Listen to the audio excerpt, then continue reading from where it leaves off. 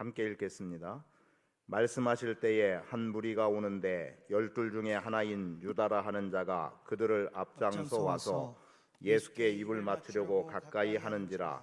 예수께서 이르시되 유다야 네가 입맞춤으로 인자를 파느냐 하시니 그의 주위 사람들이 그 된 일을 보고 여짜오되 주여 우리가 칼로 치리이까 하고 그 중에 한 사람이 대제사장의 종을 쳐 그 오른쪽 귀를 떨어뜨린지라. 예수께서 일러 이르시되 이것까지 참으라 하시고 그 귀를 만져 낫게 하시더라. 예수께서 그 잡으러 온 대제사장들과 성전의 경비대장들과 장로들에게 이르시되 너희가 강도를 잡는 것 같이 검과 뭉치를 가지고 나왔느냐? 내가 날마다 너희와 함께 성전에 있을 때에 내게 손을 대지 아니하였도다. 그러나 이제는 너희 때요 어둠의 권세로다 하시더라. 아멘. 아멘.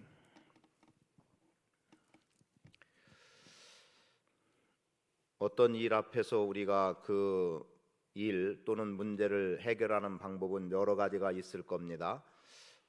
그런 가운데 우리가 아주 즐겨 표현하는 것 가운데 하나, 아니 많이 표현하는 것 가운데 하나가 믿음의 사람들이기 때문에 그렇게 표현할 수 있겠습니다만 세상 방법이냐 아니면 하나님의 방법이냐라고 하는 말들을 우리가 많이 하고 있죠.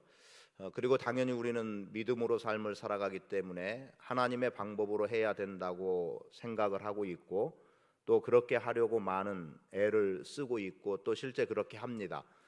그런데 그렇게 하다 보면 참 오히려 답답한 일도 많고 또 여전히 풀리지 않는 오해가 있기도 하고 그리고 이런 문제가 언제 끝날지 모르는 그러한 상황들에 놓여 있지요.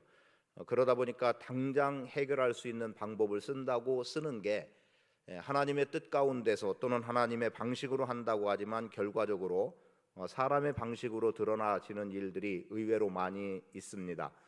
지금 예수님께서 감람산에서 기도하실 때 아버지여 뜻이거든 이 잔을 내게서 옮겨 주십시오. 그러나 내 원대로 마시고 아버지의 원대로 되기를 원합니다 라고 하는 간절함의 기도, 그 기도가 하나님의 뜻에 맞는 기도에 당신을 철저하게 굴복시켜 나가고 있음을 보게 되죠. 그리고 그렇게 기도하는 간절함 속에 또 천사들이 힘을 더해 줬다. 그래서 예수님의 기도를 도와주셨다는 겁니다. 그리고 이제 그렇게 도움이 됐다면 아마도 그냥 천사들이 나를 도우니까 그래 이 상황에서 벗어나지는구나 라고 생각하고 그것이 답인 줄 알겠지만 그러나 천사들이 예수님을 도왔던 것은 예수님이 그 길에서 벗어나지는 것을 도운 것이 아니라 그 길을 감당해 나갈 수 있도록 그게 어떤 고난과 역경이고 그리고 우리가 아는 그대로 십자가에 못 박혀 죽으시는 사건이 그대로 현실로 주어지고 있는 그 일에 천사들이 함께하고 그 일을 감당할 수 있도록 도와주고 있다는 겁니다.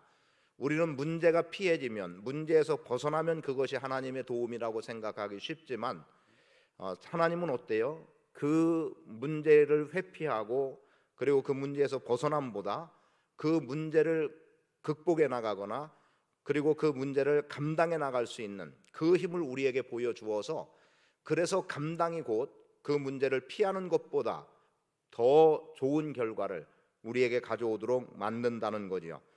근데 이러한 논리와 비슷한 문제가 하나 또 등장을 한 거예요. 그게 뭡니까? 이제 주님이 제자들과 이런 대화를 하셨어요.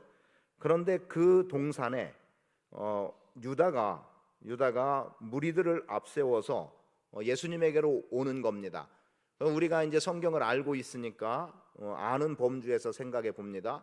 유다가 지금 예수님에게로 나오는 예수님의 겟세마네 동산 또는 감람산에서 기도하시는 것을 유다가 알고 있었던 거예요. 그리고 일련의 무리들과 함께 지금 예수님에게로 나오는 이유가 뭡니까? 예수님을 팔겠다는 거예요. 또 그 판다는 표현을 우리는 예수님을 배반했다라고 표현을 합니다. 그 일 때문에 유다는 지금 예수님이 기도하고 계셨고 그리고 제자들과 함께 시험에 들지 않도록 깨어 있어 기도하라고 일어나라 기도하라 그렇게 말씀하시는 그 현장에 온 겁니다.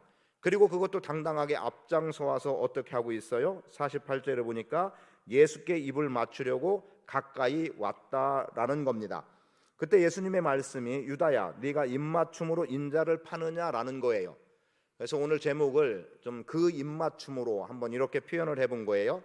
그게 뭐냐면 지금 유다가 예수님에게 나와서 예수님에게 입을 맞춘다, 하나의 거룩한 인사법입니다. 그런 그 거룩한 인사라는 것은 유다가 예수님에게 입을 맞추는 거룩한 입맞춤의 기도는 유다가 예수님을 존경한다라는 의미가 담길 수 있고 예수님을 사랑한다는 의미가 담길 수 있고, 그래서 예수님이 나의 주인이라고 하는, 그래서 내가 주님께 철저하게 굴복하고 헌신하고 살아가겠다라고 하는 그 모습이 드러나는 입맞춤으로 분명하게 인식이 되어져야 되는데, 그런데 유다의 입맞춤은 그런 존경과 사랑의 입맞춤이 아니라 배신의 입맞춤으로 바꾸고 있다는 것을 우리는 말씀을 통해서 보게 되는 거죠. 그러니까 내가 누군가에게 공손하게 인사를 한다, 그것은 그 사람에 대한 상대에 대한 예우인 거예요. 그런데 유다의 그 공손함으로 드려지는 그 인사는 상대에 대한 예우가 아니라 자신의 목적을 성취해 나가는, 오히려 예수님을 배신하고 팔아버리겠다는 마음이 그 속에 가득 담겨 있는 채로 인사를 하고 있는 거죠. 그런데 우리로 보면 예수님은 이미 알고 계시기 때문에 유다야 네가 입맞춤으로 나를 파느냐, 사람의 아들인 인자 나를 파느냐라고 하지만 우리는 사실은 모른단 말이에요. 누군가가 우리에 대해서 존중하는 태도로 아주 겸허하게 또 겸손하게 내 앞에서 머리를 숙이고 인사를 하면 저 사람이 나에 대해서 이런 대우를 해주고 있구나, 나에게 이런 예우를 갖추고 있구나라고 그냥 단순하고 쉽게 받아들이지 저 속에 무슨 꿍꿍이가 있는가라고 생각하지는 잘 않는단 말이죠. 더군다나 아는 관계지 않습니까? 이미 예수님과 제자의 관계라고 한다면, 그러면 내가 선생이고 그리고 상대가 제자일 때 제자가 나에게 어떻게 다가오고 인사하고 고맙다 감사하다 하는 것은 당연한 것을 우리는 받아들이는 거예요. 그런데 그 속에는 숨어있는 칼이 있었다는 것을 보게 되는 거죠. 오늘 새벽에 우리가 예수님께서 사두개인과 바리새인들에게 화 있을진저, 사두개인과 바리새인들이요, 그런데 거기에 뭐가 붙어 있어요? 외식하는 서기관과 바리새인들로 이렇게 표현되고 있어요. 외식하고 있다. 외식하고 있다는 게 무슨 말입니까? 마땅히 그러하다라고 생각하는데 그 삶이 아닌 다른 방식이 드러나는 것이 외식이에요. 그리고 또 이것을 쉽게 말하면 예수님께서 그 외식하는 자들에 대한 내용 속에 대접에 대한 이야기를 나오고 무덤에 대한 이야기를 해줍니다. 대접에 대한 이야기, 음식을 담는 그릇이에요. 음식을 담는 그릇은 안이나 밖이나 사실은 다 깨끗해야죠. 그래야 그 음식을 받는 사람이 좋은 거예요. 그런데 겉이 더럽다라고 한다면 어떻겠습니까? 그것도 뭔가 찜찜할 수밖에 없어요. 그런데 정작 겉이 아주 깨끗한 그릇에 음식이 들어있는 것을 받아봤더니 어때요? 아니, 겉은 그렇게 깨끗한데 안이 더러워져 있는 거예요. 이런 말 해도 될지 모르겠는데 제가 요즘도 그런 음식이 있을 거면 짬뽕밥. 제가 짬뽕밥을 안 먹는데요, 안 먹는 이유가 있습니다. 그 이유가 뭐였냐면 이제 학보사에서 신학교 다닐 때, 목동에서 학교 다닐 때 식당에서 이제 학보사에서 신문을 만들고 하면서 저녁 식사를 그 밑에 있는 학교보다 학교에 조금 내려가면은 중국 식당이 하나 있어서 거기에서 뭐 짜장면이나 짬뽕이나 이런 걸 주로 이제 사 먹곤 했어요. 그런데 어느 날 먹는데 입안에서 뭐가 자꾸 씹히는데 뱉어 보니까 이게 그 담배꽁초에 필터라고 하나요? 이게 들어 있는 거예요. 그 뒤로 제가 절대 짬뽕밥이라는 것은 아예 쳐다도 안 보고 먹을 생각을 않는 거예요. 이게 좋지 않은 기억이죠. 그것도 그냥 뭐 비닐 쪼가리 정도 씹혔다면은 그냥 두겠는데, 더군다나 담배라는 이미지는 저에게는 아주 극도로 싫은 거잖아요. 그런데 그 담배 꽁초에 필터가 들어있는 것 때문에 얼마나 기분이 나쁘고 그랬는지, 그래서 뭐 이렇다라고 말할 것도 없이 그냥 집어치우고 나와버리고 거의 뭐 토할 지경이 됐던 그러한 경험이 있습니다. 그러니까 먹을 가치가 없는 거죠. 자, 정작 깨끗한 그릇이기 때문에 거기에 담겨 있는 음식 먹을 만하다고 받았더니 그 그릇이 더러움이 있어요. 그러면 그 음식을 우리가 먹을 수 있겠느냐는 거예요.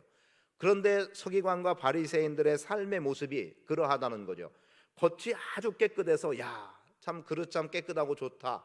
저 그릇에다가 맛난 음식을 담아서 먹으면 얼마나 좋겠느냐라고 생각하지만 정작 음식을 담으려고 했더니 안은 더러운 거예요. 쓸모없는 거죠. 이것을 외식이라는 표현으로 예수님이 말씀하셨어요. 그리고 또 무덤도 마찬가지입니다. 무덤, 회칠한 무덤이에요. 회칠한 무덤, 회를 칠해서 그래서 무덤 분봉이 아주 지금 우리 개념입니다. 분봉이 아주 깨끗하다. 그러면은 예수님 당시의 표현대로라고 하면은 그 돌 무덤이 아주 하얗게 깨끗하게 잘 정돈돼 있어요. 아마 최고의 가치를 드러낼 만큼의 그런 무덤이라는 거죠. 그런데 정작 그 무덤에는 우리가 굳이 그 무덤 문을 열고 들어가지 않더라도, 우리가 그 회칠한 것을 다 파헤쳐 보지 않더라도 그 속에는 뭐가 담겨 있어요? 거기에는 죽은 시체가 있는 거고, 그리고 썩어짐이 있는 거고, 그리고 마른 뼈들이 있는 거고. 그게 무슨 소용이냐는 겁니까?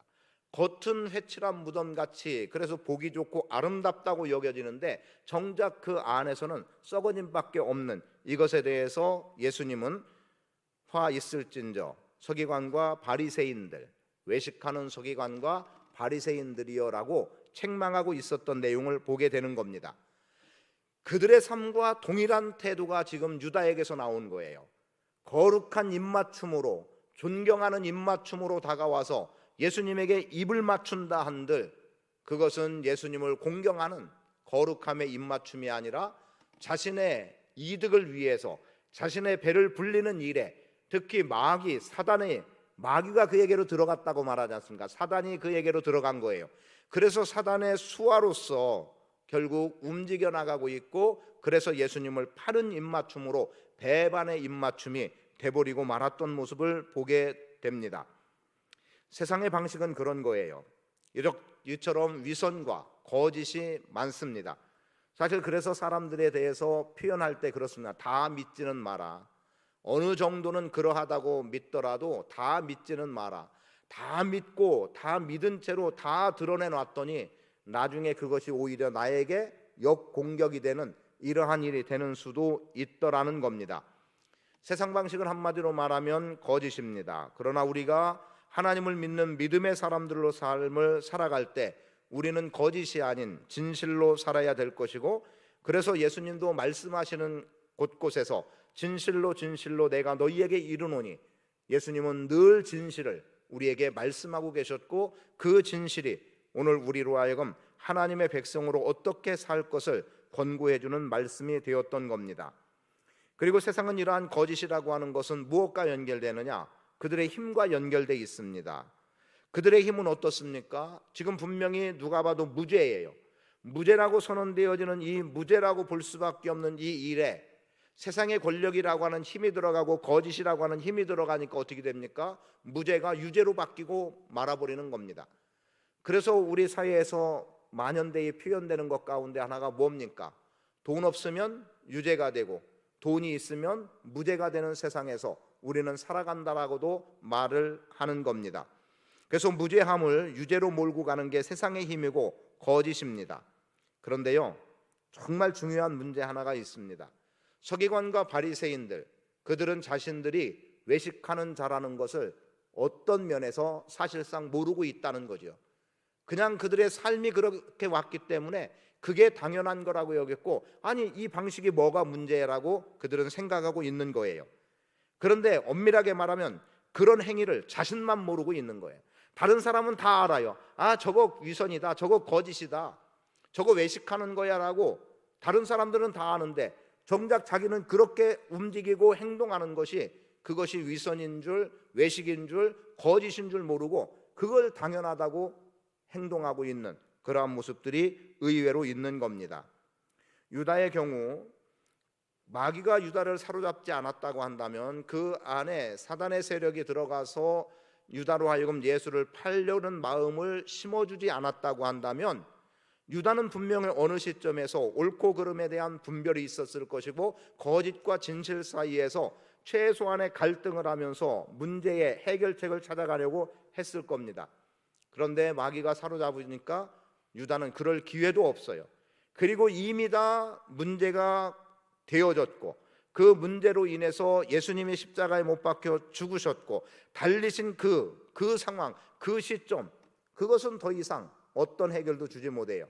그런데 그때서야 비로소 유다는 자기가 잘못했다는 것을, 자기가 예수를 팔았다는 것을 그제야 알고 있다는 거죠.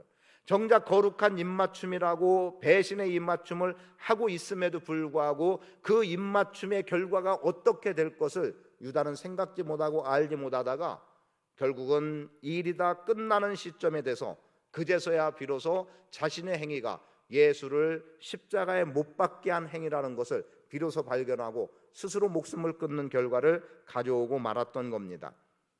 오늘 우리는 거짓이 거짓인 줄 스스로에 대해서 알아야 됩니다. 내가 지금 거짓과 진실 사이에 있는 것 분명히 우리가 인식하고 알아야 될 것이고, 또 다른 누군가의 삶과 행동에서도 거짓과 진실을 분별할 수 있어야 합니다. 지금 유다의 행위, 참 안타깝게도 거룩한 입맞춤이 배신의 입맞춤이 돼버리고 말았고, 그리고 힘이라고 말했던 그 힘의 내용 가운데 하나는 그런 거예요. 그 주위 사람들이 49절입니다. 그 된 일을 보고 주님께 이렇게 말씀하고 있어요. 주여, 우리가 칼로 치면 되겠습니까? 라는 거죠. 그랬더니 예수님이 이것까지 참으라는 거예요. 그래서 세상의 방식은 힘이지만 예수님은 인내, 참음이었습니다. 그리고 그게 하나님의 뜻이기 때문에 받아들이고 있어요.